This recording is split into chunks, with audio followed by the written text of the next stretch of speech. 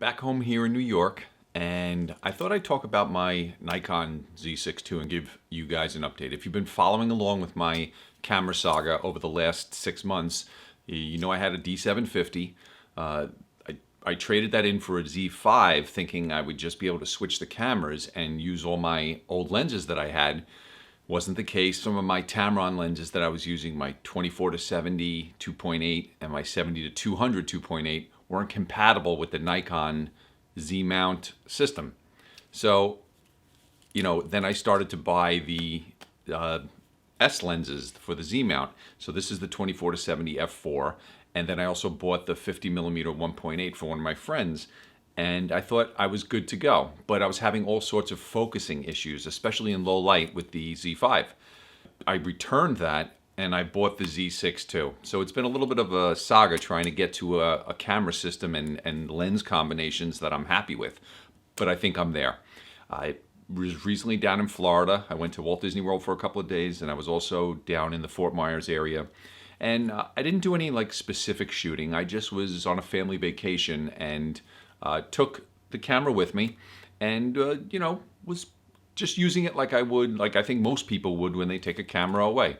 I did some night photography, but mostly it was, knocking around with my family and that kind of stuff. I'm just going to insert images as we go, as I'm talking here. I edited a bunch of the images and I'm just going to drop them along in the video. But the first thing I wanted to talk about was the dynamic range. So these two images here are actually an example of what comes out of the camera and then what you can do with it. So the dynamic range in the Z6ii, I feel like, is on par with what my D750 was.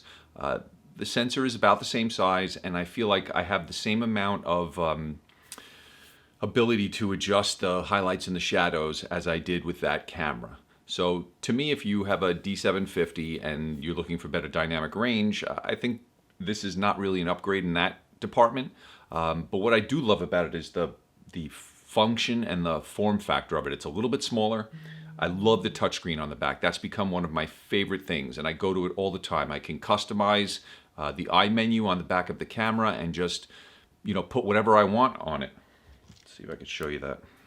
So that's the eye menu on the back of the camera, and you can control, what icons sit where, and that's a great thing. It makes it very easy to quickly adjust things. So the different functions that you change a lot.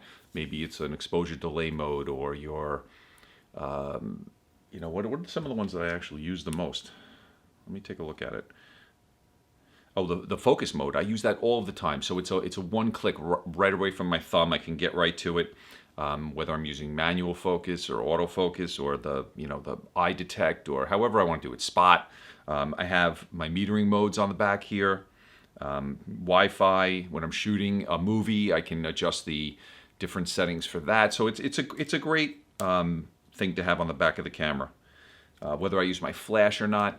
So that alone has made it very easy to get used to this camera. Very easy to move. From the D750, they moved the ISO button to just behind the shutter, which is great. It used to be down in the left corner of the camera. I really like that. The image quality has been really good, and the autofocus has been really good. When I was in Disney World, if you're new to the channel, Eric and I have we have another Instagram account called Disney Image Makers, and we do a lot of photography in the Disney World parks. We put out a couple of books about Walt Disney World. So that's been our genre of photography. And the Disney parks are sometimes really challenging to shoot in. You're indoors, you're outdoors, dark. You encounter every situation you can imagine. And we've said this before in other videos. We think it's a great place to learn photography. But I was also able to test this camera in situations where I've shot for years and years with DSLRs. And to me, that's a really great gauge on how the camera's going to work. And in some situations, it did better. In some situations, it did worse. Anytime I was in a dark situation, just having the electronic viewfinder, which actually shows you your exposure, was fantastic. In dark environments, I was able to look through the viewfinder and see what I was going to get immediately, instead of a viewfinder that's dark and hope I had the settings right. The ISO performance is definitely better than my DSLR. A lot of these images that I'm showing you from, indoor dark, areas, they're above 10,000 ISO. Some of them are around 5,000 ISO, some are higher, some are 40,000 ISO. Some of them don't look great. Like when you open up the shadows and you look on the bottom of the image, you'll see all the noise there. So sometimes the camera struggles a little bit, but any camera would in some of these situations. It's almost dark in some of them. In that respect, I like this camera better for the ISO. And the autofocus worked fine. I had no issues with the autofocus. I don't have issues with it when I'm shooting people. It's been great. I really have enjoyed using it. I'm shooting with the M50 now, which has rock-solid autofocus. I don't even worry about it. I don't look at the screen. I don't care. I know I'm in focus. It follows my face. I'm in focus.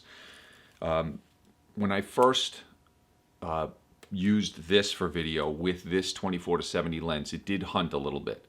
Now, I haven't had that happen again, so I'm not sure why that was happening. I think it's the lens. I don't think it's the camera, because when I use my 50mm to make a video, I have no issues whatsoever. And the video I made last where I was in the RV, I used this, and it really wasn't hunting around at all. So I'm not really sure what happened there. But other than that, for stills, it's been very good, the autofocus. So I'm really liking the camera, everything about it. We did some night photography, working off a tripod. It was, you know, as I expected it would be, very easy to use. You know, the controls on the outside, the ability to put a wired shutter release in, the timer, all of that stuff works perfectly. It's a great camera to have. I'm enjoying it, and I could see owning this one for quite a while.